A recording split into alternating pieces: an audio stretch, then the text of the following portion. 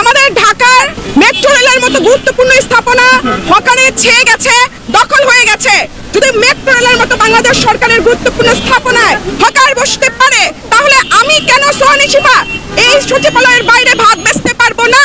সেজন্য আমি সোহানী শিফা যে কয়দিন মেট্রো রেলগুলো দখল থাকবে, মেট্রো রেলের স্টেশন দখল থাকবে, প্রতিদিন আইসা এই সচিবালয়ের দরজায় ভাত বেচবো। গরিব দুঃখী অসহায় মানুষদের জন্য এই ভাত, ডাল, আলু ভর্তা আপনারা পাবেন মাত্র 10 টাকায়। যতদিন মেট্রো রেল স্টেশন দখল থাকবে, সেই প্রতিবাদে আমি এখানে 10 টাকায় ভাত বেচবো। মেট্রো রেল স্টেশনে হকার সরবে কিনা তা জানি না, কিন্তু ভাত আমি এখানেই বেচবো। যদি বাংলাদেশের গুরুত্বপূর্ণ স্থাপনা যেটি আমার টাকায় তৈরি হয়েছে, সেটির সামনে যদি হকার বসতে পারে, হকার যদি বেচতে পারে, আমি কেন এখানে বসে বেচতে পারবো না? কারণ আমার টাকায় যে সচিবালয় তৈরি হয়েছে। বাধার সম্মুখীন হচ্ছে কিনা সেটা আপনারা এখন দেখতে পাবেন, কারণ আমি বেশ কিছুক্ষণ যাবতীয় সচিবালয়ের দরজায় ভাত বিক্রি করছি। যদি কেউ ফ্রাইড রাইস, পানি ইত্যাদি বিক্রি করতে চান, তারা আসতে পারেন। আমার মনে হচ্ছে এখানে গ্রাহক বেশ ভালো, অনেক গ্রাহক। আমরা প্রথম থেকে আসার পরে অনেকগুলো প্লেট বিক্রি করতে পেরেছি। এই যে এখন ইনিও আছেন, একজন ভাতের প্লেট নিয়েছেন 10 টাকায়। আমরা ভালো এখানে রেসপন্স পাচ্ছি ভাতের। আমি গরিবের জন্য ভাত বিক্রি করতেছি, একটু প্রতিবন্ধকতা হজম করুক। আন্দোলনটা মেট্রো রেলের নিচে করতে পারছেন, এখানে কেন?